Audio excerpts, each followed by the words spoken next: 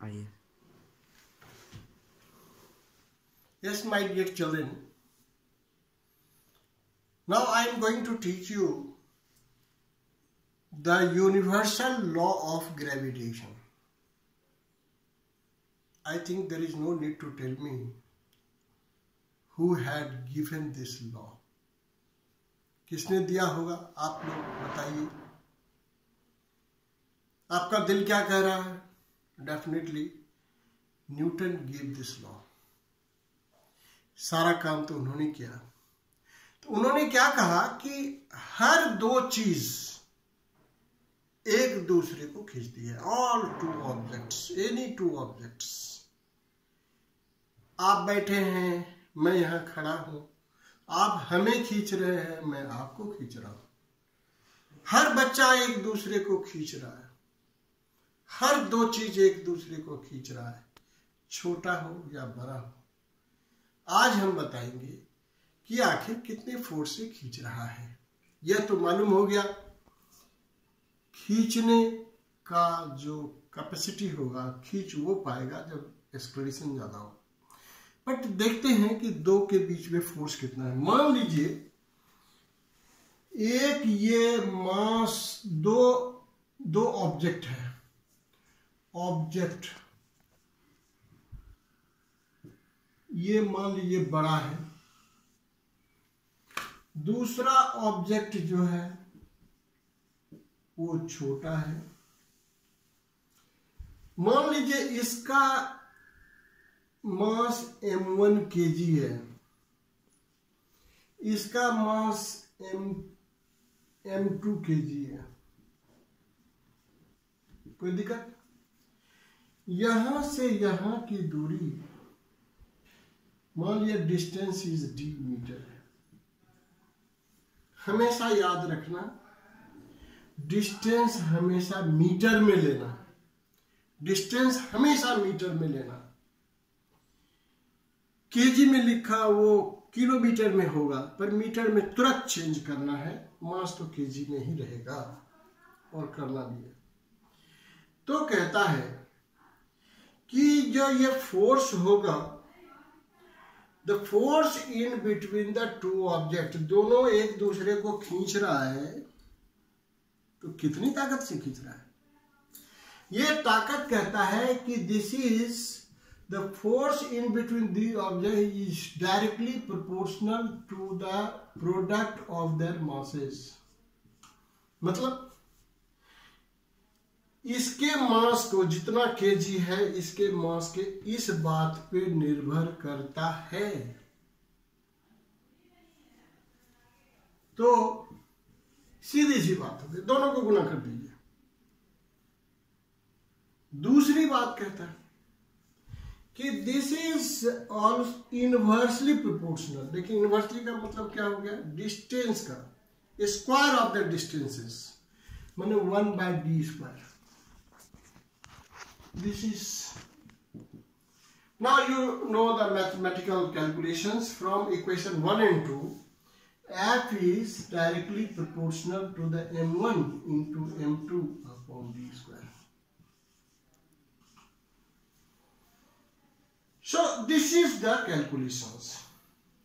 Now थोड़ा मिटा के ऊपर में लाते हैं।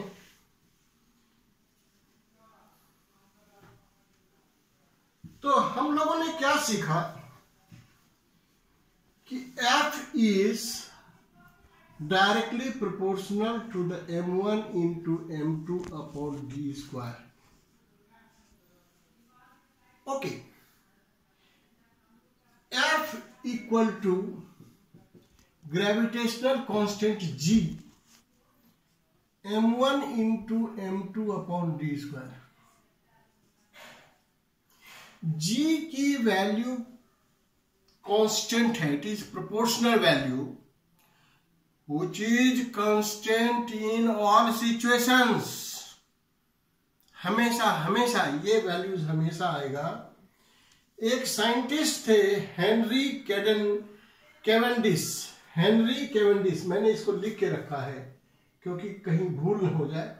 Henry Cavendish was the scientist जिन्होंने इसकी वैल्यूज निकाला, G equal to 6.678 into 10⁻⁻11 newton metre square पर kg square.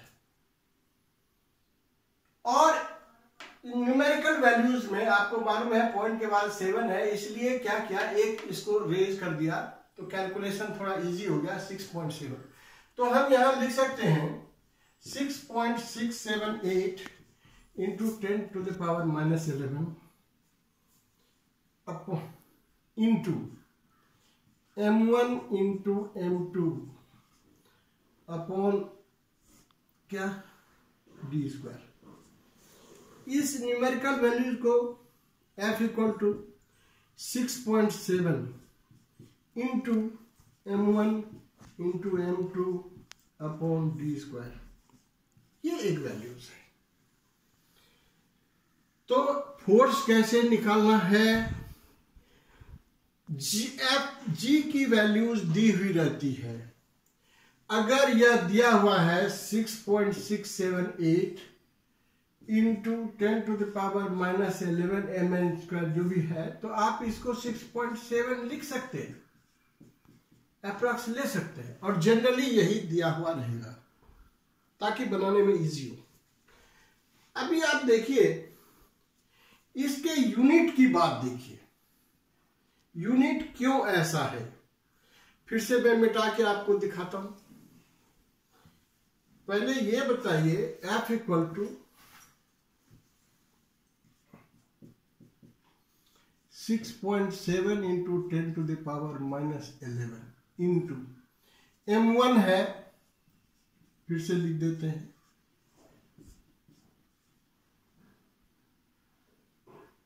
Into d square. ये फिगर तो फिक्स है 6.7 इंटू 10⁻, ये तो न्यूमेरिकल वैल्यू है। ये इसका मास क्या होगा, kg इंटू kg, अब distance into distance, metre into metre. तो फोर्स का यूनिट क्या होता है, न्यूटन। kg इंटू kg क्या होगा, kg स्क्वायर पर मीटर स्क्वायर, kg स्क्वायर।